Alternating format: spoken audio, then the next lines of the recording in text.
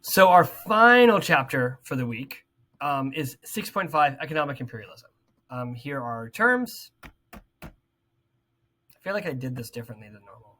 I don't know. I think I don't use dashes normally. I hope you guys are okay with that. I move to the next one. All right, let's get into this. So, economic imperialism. So in general, we've been talking a lot more about the territories that the Europeans have directly been administering during this period. But in fact, that is not the only way the Europeans exerted control and influence over their possessions. That there could be places that actually maintain an indigenous government to a great extent that fell under the influence of another entity. Sometimes when we're talking about economic imperialism, we're not talking about state entities taking control of a region. We're talking about businesses that take control of an area. Like, for example, Hawaii starts as was an independent country that was taken control of by a fruit company, and then that joins the U.S.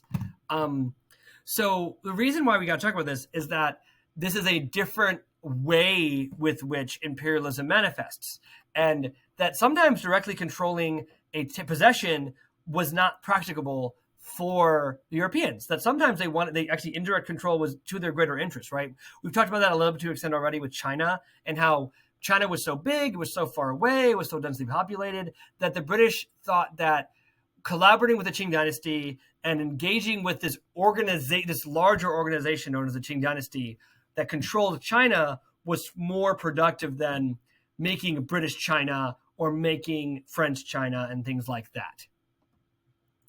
So the kind of the more significant place we see economic imperialism show up is in Asia because of its distance from Europe.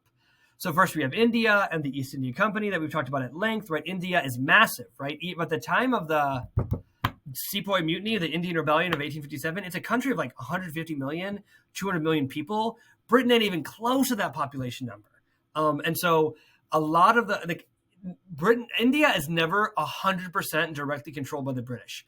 In fact, the Raj is a construct that uses some direct control by the British, but also uses collaboration with indigenous rulers to govern it. The Dutch East Indies are something that at first started with the East India Company. The reason why and the East India Company, eventually they go bankrupt. The Dutch government steps in. They want to maximize their extraction from the Dutch East Indies. And so they institute what's called the culture system, where they want to cultivate not more groups. They want to cultivate more crops. Or if you didn't want to grow what they told you to grow, you'd be compelled to work in what's called corvée labor, which essentially is like forced labor for the government. It's a tax. So instead of like paying a monetary tax, you'd have to work for a period of time for the government. And that corvée system was actually prevalent among many different populations, many different groups during the imperial era. China, the big issue with China was that Europeans wanted a lot of Chinese goods, but had no interest in European goods. So most European nations ran a trade deficit with China, which means that a lot of European silver was flowing into China, and the silver supply of these European nations was getting lower and lower. And so Britain takes matters into their own hands in a way. They cultivate an addictive drug, opium, in the fields of India, which comes from the poppy plant. So they take the poppy and they refine it into opium. Then they sell the opium in China.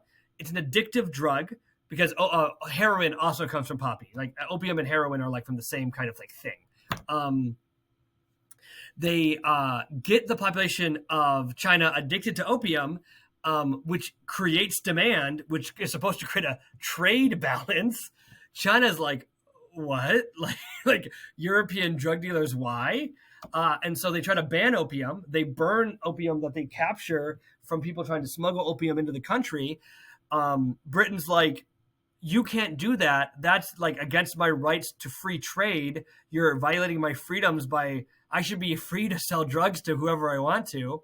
They fight 2 opium wars. China loses both of them. as a consequence of losing both the wars, China is forced to sign these treaties that open China up to foreign trade and divide it into these spheres of influence, where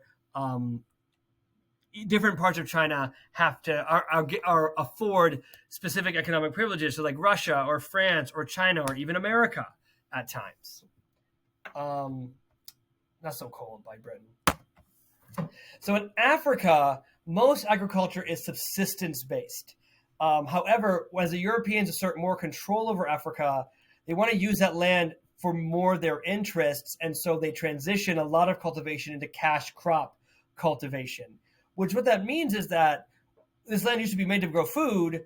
Food is not as lucrative as other cash crops, or they only are growing one kind of food. And what that leads to is these places become food insecure. That means that a lot of them have to import their food from other places, which means in times of famine, it becomes harder to address famine because of that. Egypt is a cotton producing area. We talked about it at length already. Sudan also produces cotton. Uganda, which is like southwest of Sudan, this is all like in East Africa, is also producing cotton. Kenya is a bit different. A lot of Kenyans, indigenous Kenyans, started as pastoralists who herded. But remember, herding takes a lot of land because you got to have a lot of grassland to feed your cattle. And that is not as lucrative as cultivating cash crops. And so a lot of Kenyans are forced to work as agricultural laborers and abandon their pastoral and herding lifestyle. The Gold Coast kind of becomes a cultivator of cacao, as well as the Ivory Coast, modern-day Nigeria, Angola, and Sao Tome. For Portugal, palm oil is also a West African crop. They talk about slavery for a second. The French, they talk only about how the French really used slavery in specifically West Africa. But everyone tried to hide the fact that they used slavery. So at least now they think slavery is that bad. So, progress is being made. Latin America is a different kind of messy because, what? Sorry, my wife sent me a weird text. So Latin America, the countries maintain independence, but engage in these exploitative relationships with the United States and European states. So as America becomes more powerful, as it industrializes, it's able to exert its influence more and more in Latin America. For example, in the Mexican-American War, in the Monroe Doctrine or the Roosevelt Corollary that we've talked about already this unit. Argentina is a country that kind of benefits.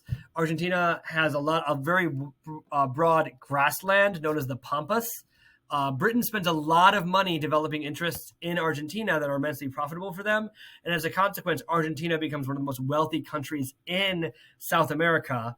Chile used to have some agriculture. They have copper because they are mountains in their northern part and their southern part. So the middle is like a depression that can be more cultivated for agriculture. Rubber is prevalent in Brazil because of the rainforest. However, eventually, because they're an independent nation and not a colony, when the Dutch begin cultivating rubber in the Dutch East Indies, that Dutch rubber can outcompete Brazilian rubber. And so Brazil struggles because of that. In Central America and the Caribbean, go away. There's a lot more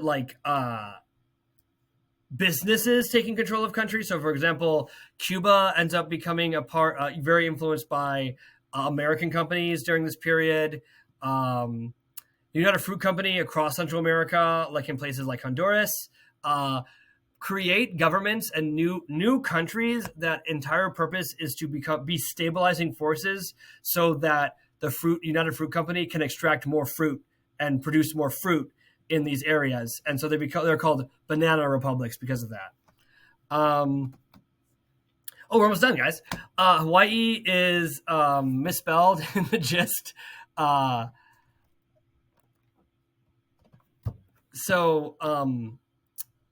Hawaii is an island in the middle of the Pacific. It's a volcanic island, so it is inhabited by Polynesians.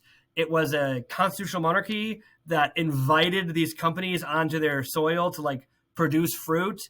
They become angry with some of the policies of this legitimate government. And so the United Fruit Company, not the United Fruit Company, the Dole Fruit Company, like Dole Fruit, like in the grocery store today, overthrows the Hawaiian government makes a new country that eventually joins the U.S. in the 1850s and becomes a state 100 years later.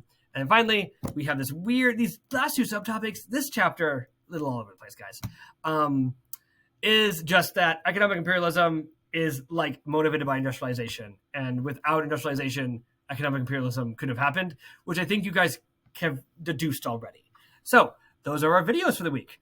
We got through it. I will see you guys in the next series of videos or in class on Monday and Tuesday. Bye, guys.